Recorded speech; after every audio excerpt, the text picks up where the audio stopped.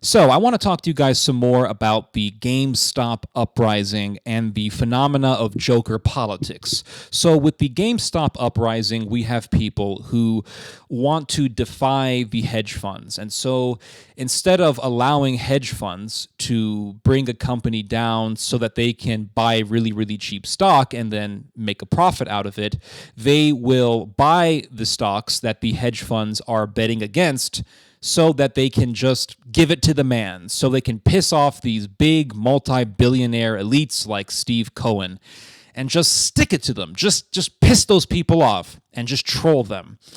And so this is, in a way, a form of populist activism. Instead of rallying in the streets like what we saw in Occupy Wall Street, they are really hitting these Wall Street guys where it hurts, and that is their pocketbooks. That is their money. They're messing with their investments.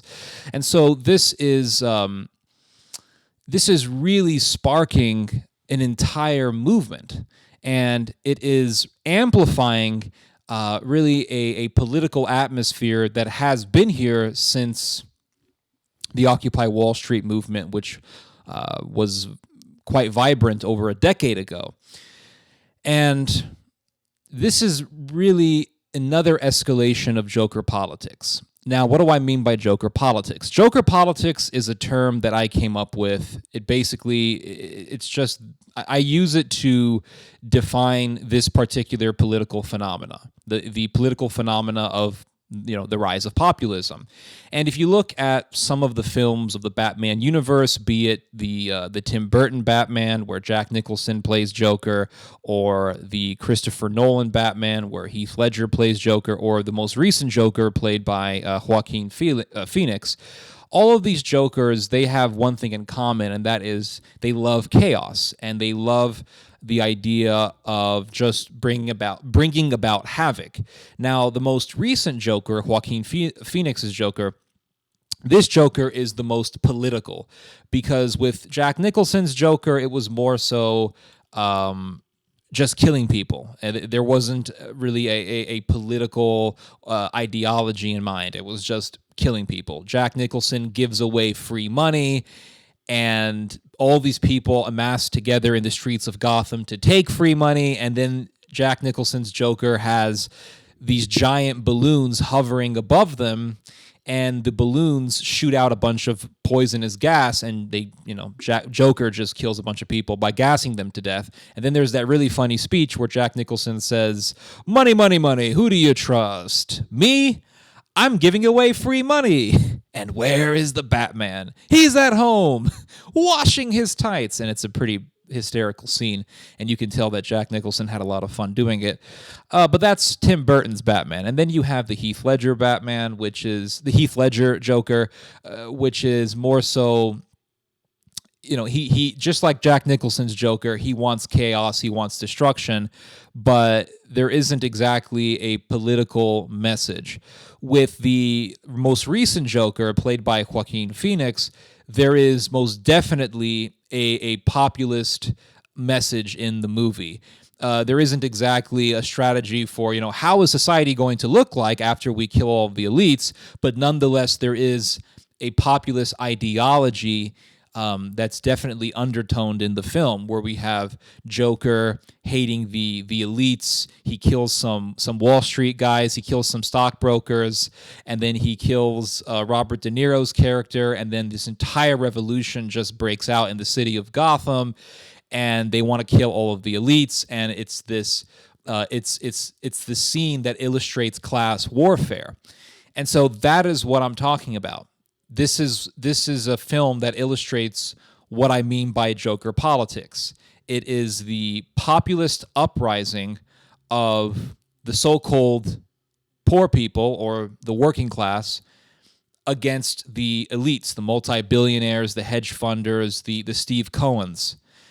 And I did some research on this today, and there are a number of media outlets talking about how what happened with GameStop is really just an example of populism. It's an example of a populist uprising. Now, what happened with the GameStop situation? You had a bunch of hedge fund guys like Steve Cohen and Mr. Plotkin, and Plotkin was plotting to bet against GameStop. And GameStop is a store that is failing because GameStop is basically the Toys R Us of video games. Like, you go there to buy video games and video game consoles and all that stuff. GameStop is, in a way, a store that is greatly embedded in the nostalgia of my generation, because when I was growing up, when people my age were growing up, now I sound like some boomer. Well, back in my day, but when people my age were growing up, when I was growing up, we bought video games at, if the game wasn't at Kmart, you would go to either EA Games, which was a video game store in every mall of America, and then you had GameStop. And so it's kind of like Blockbuster. Blockbuster was a part of our childhood. It's no longer there because of Netflix. So the same thing is going on with GameStop. People are buying video games off of Amazon as opposed to going all the way to the store and buying a game. So we have chosen convenience over going to a store to buy something.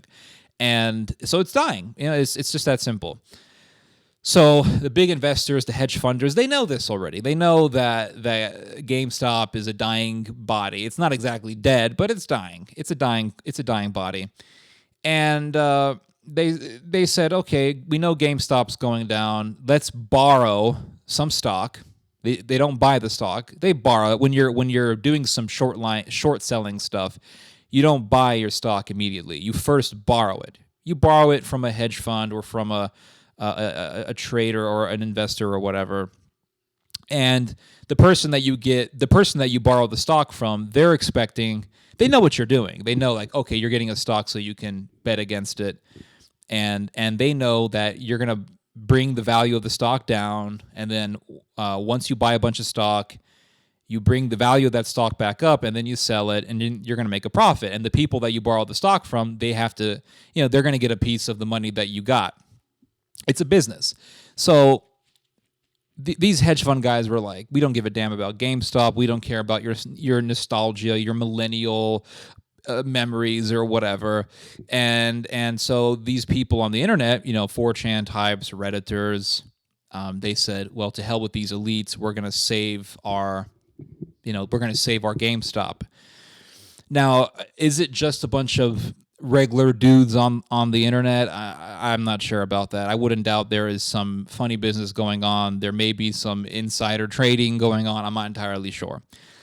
But I think when you have something this big, it's not just what meets the eye, if you know what I mean. It's like 9/11, people said it was just a bunch of terrorists hitting a building. And then you find out, well, the CIA was protecting a lot of these hijackers the whole time, and their visas were facilitated by the U.S. government. And then when the authorities in New York were trying to arrest some of these hijackers, they were stopped because, hey, those are our guys, etc. So it's more than just a bunch of guys. That's just from my experience reading on these types of stories.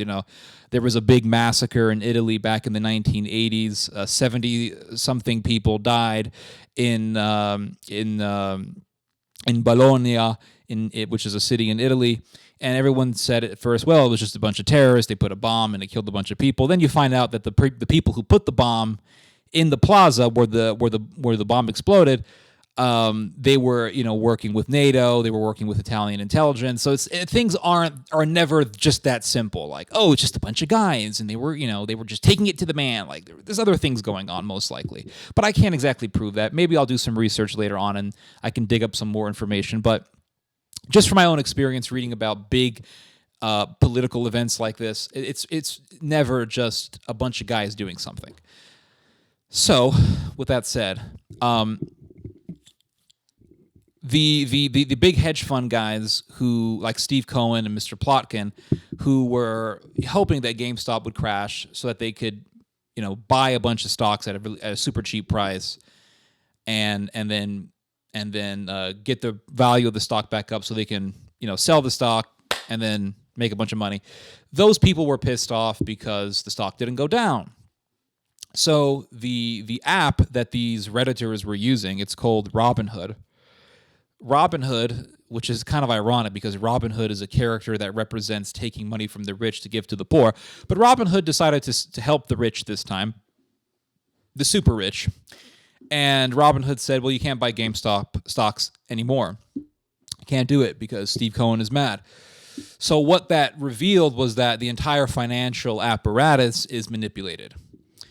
And so what do you have? You have all of the people who for decades have been talking about the evil elites and why we need socialism and why we need to take down the elites and, destroy Wall Street. All of these people just got confirmation for their beliefs. All of them. All these people got 100% confirmation that what they have been saying is correct. And this further proves that the elites control the money, they control the finances, they can manipulate the currency. And all of this is true. Like, I'm not going to sit here and deny this, right? It's obvious. We've known this for quite some time, and stuff like this has been going on for, a very, very long time. Financial manipulation, manipulating the value of money. This is a very old trick. You can go all the way back to the Middle Ages, and you'll find out that when King Longshanks was ruling over England, there were a bunch of people who were taking coins, and in those days, coins were formed with multiple different metals.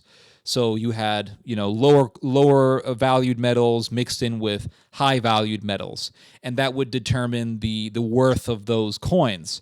And you had people who would shave off the only these super valuable metals from those coins, and then throw those coins back into the market, thus destabilizing the economy. And King Longshanks had to kill a bunch of these people and exile a whole bunch of the rest.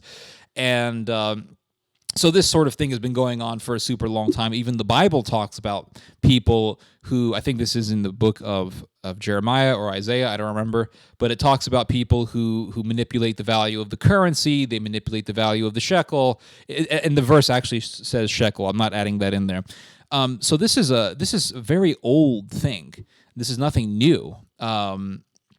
But people in America, they've been taught this thing about the free market and how everyone has an opportunity to become wealthy. And for the most part, this is true. Like, everyone in America has an opportunity to get to better themselves financially. Everyone does. But there are certain limits. And when you mess with the elite's money, with the super rich's money, they get mad. They don't like that. So that's it. So basically, you got a bunch of wealthy people, for example, like Mr. Cooperman. I forget his name. Leon Cooperman. You got people like Leon Cooperman who are multi-billionaires who are really, really upset about this, and they don't like that regular people who are low-level investors can hinder the plans of the super rich. He doesn't like that because he says, listen, this is his argument. His argument is that, listen, it's good that these people are hindered from, or they're stopped from impeding what we, the super rich, want to do. And his argument is the reason why these people need to be stopped, the reason why these populist investors need to be stopped, is because the economy thrives off of big investments like what we do. So if a bunch of rich people want to lower the value of some stock and then buy a whole bunch of those stocks at a cheap price, we're still helping the economy. Stock, when you buy a stock, you're essentially investing in that company. You're buying a stock, you're buying a piece of that company. So the biggest stockholder or shareholder of a company is really the biggest owner of that company. And so companies need people to buy their stocks to survive. It's like you have really two choices when it comes to companies. Either a company can be sustained by bank loans, or a company can be sustained by its stocks and its shares being purchased by big investors and small-time investors and regular folks who just want to get into the stock market. This is the reason why when the big economic crisis of 2008 and 2010 was taking place, the American economy was able to recover a lot faster than the European economy. And the reason why is because in the European economy, companies are more so dependent on bank loans than the stock market or shareholders. Whereas in the American economy, companies depend more on shareholders. and so people buying stocks, very, very wealthy people buying stocks, sustains companies and thus maintains the economy. So Leon Cooperman's argument is, hey, you need us super rich folks to do this sort of thing, and we shouldn't be stopped by a mob of investors because this is going to hurt the economy ultimately, and ultimately it's going to hurt the little guy because the little guy needs big companies to stay employed and make a living for himself and his family. This is the argument essentially that the super rich are responding with. Now, on the other hand, you have these populist types like Bernie Sanders or Alexandria Ocasio-Cortez, who are saying, to hell with these people. They're controlling the economy. They're controlling the stock market, and the little guy doesn't get a chance, and we need to give a chance for the little guy to make some money off of the stock market. Now, I understand their argument, but at the same time, we have to understand that people like Bernie Sanders and Ocasio-Cortez, they have their own left-wing agenda, and they're essentially, it's obvious what they're doing. They're using this situation as an opportunity to push their agenda, which is socialism. The rich are evil, the poor are righteous. Let's help the average person against these elites. That's basically what they're saying. And this is one of the things that Leon Cooperman said. He said, hey, this is just a way for socialists to push their agenda. Now, do I think that it's right that they stop people from buying GameStop stocks? No, I don't think it's right. We should allow the average person to invest in whatever they want to invest. If we're going to say, this is my point. If we're going to say that we are a free market, if we are going to say that people in America can have financial opportunity in investment, we need to allow regular people to invest. Now, if we're going to control the system, we can at least be honest and say, well, you can make money here, you have opportunity here, but leave the stock market alone. Like, we need to be open and honest about this. We need to be open and honest and say, listen, there's a small population of the U.S., of the American society that controls the finances. Like, we need to be honest and open about this, because for decades, people have been fed lies that, well, it's a free market, et cetera, et cetera. And then people are pissed off because they find out that it's bullshit. So I think we need to be open and honest about this and not sit here and hide it. But at the same time, yeah, people should have the right to invest in what they want. If we're going to call this a free market, people should have the right to invest if they want to, and they shouldn't be stopped. And if big rich people are hurt by this, we can use the same arguments against them and say, well, you say, survival of the fittest, capitalism, all these things. I'll deal with it.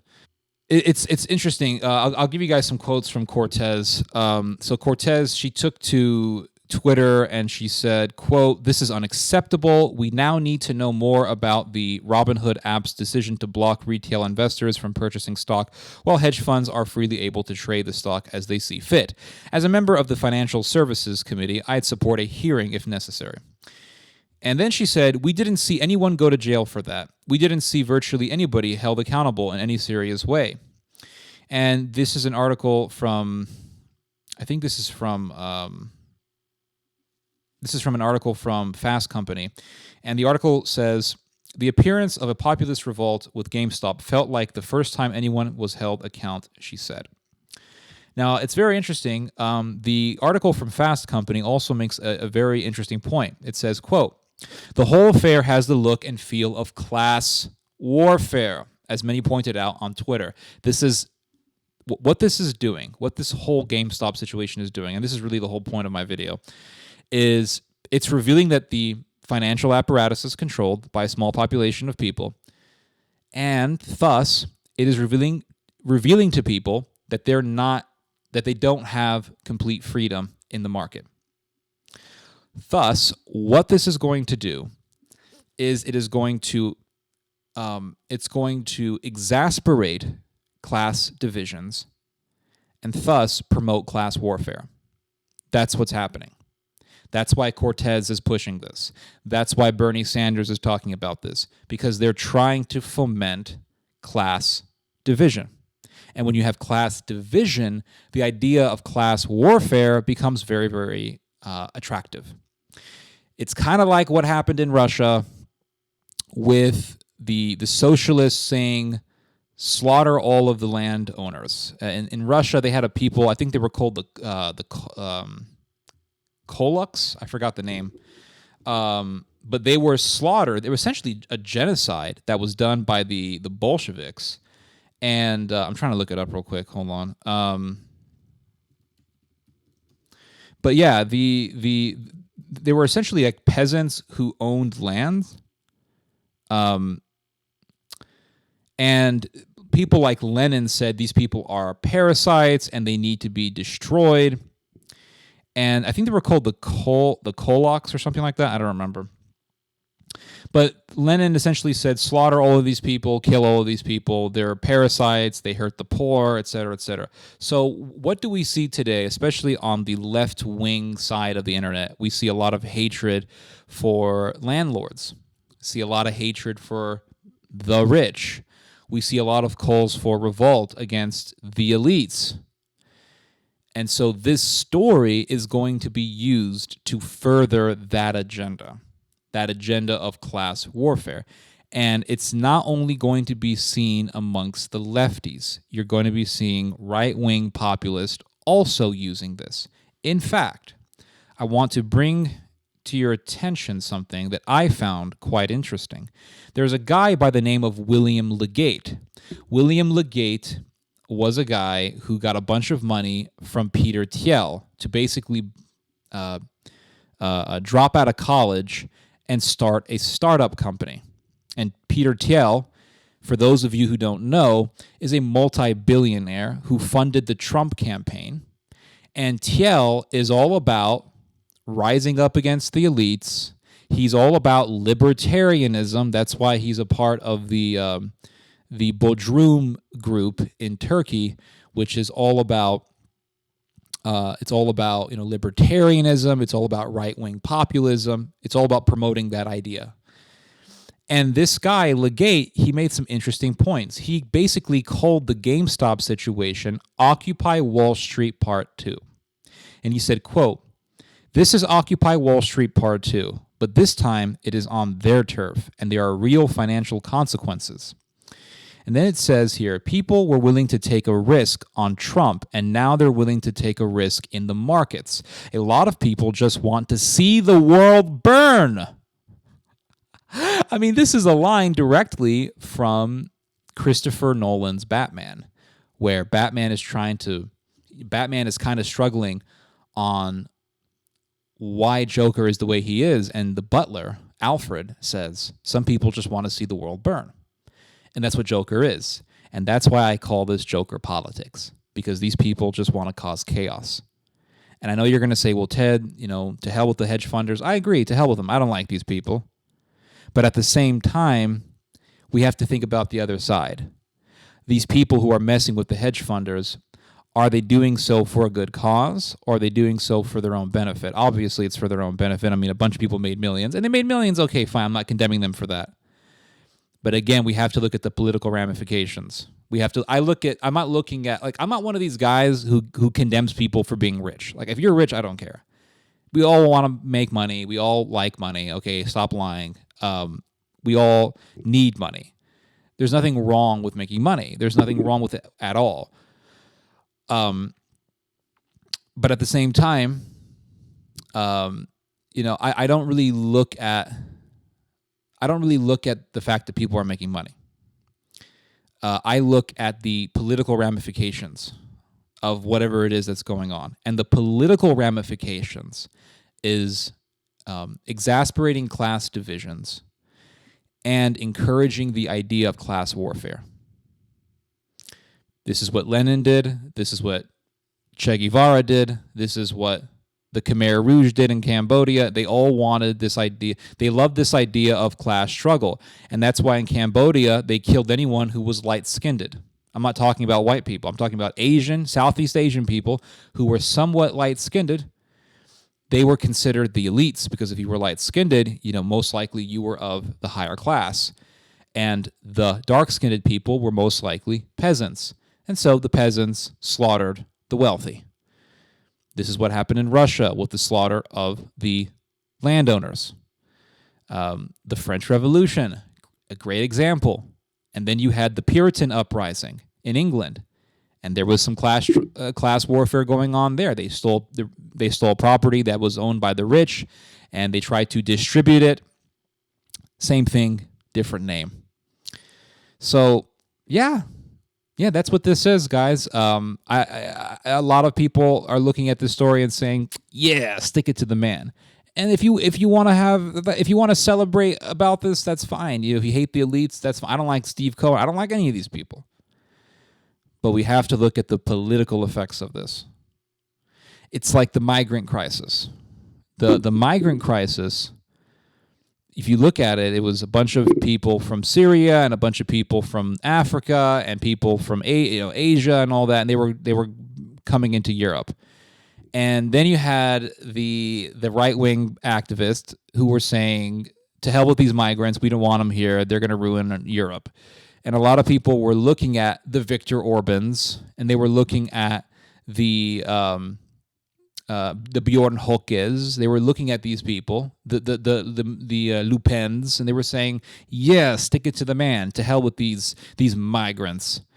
And at first, I kind of fell for that. I was like, "Yeah, we need to fight the Islamization of Europe and all that."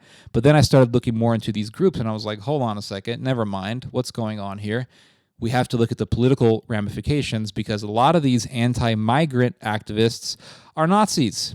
So, yeah, it's like Facebook. Not Facebook. It's like YouTube. YouTube does a lot of censorship, and we have to be careful what we say when we're doing videos for YouTube and all that stuff. And then you have the alternative. You have the anti-YouTube, and it's called BitChute. BitChute is the big anti-YouTube. And BitChute allows you to upload videos, and you don't have to worry about censorship. And I think that generally is a good thing, because I want to say certain things that aren't wrong. They're not morally wrong. And YouTube will get rid of my video if I say certain things. But BitChute won't. So it's like, well, that's cool. And I like that aspect about BitChute. But you look at BitChute, and what is BitChute full of? BitChute is literally full of Nazis. Like, literally full of Nazis. And it's like, well, I like BitChute, but the people on BitChute, I got to question their motives. And that's really my whole point. So yeah, that's my message on this subject. I hope you guys have enjoyed it. I hope you guys have learned something. I hope I can get you guys to think about this subject. Anyway, you guys just heard some theology. God bless.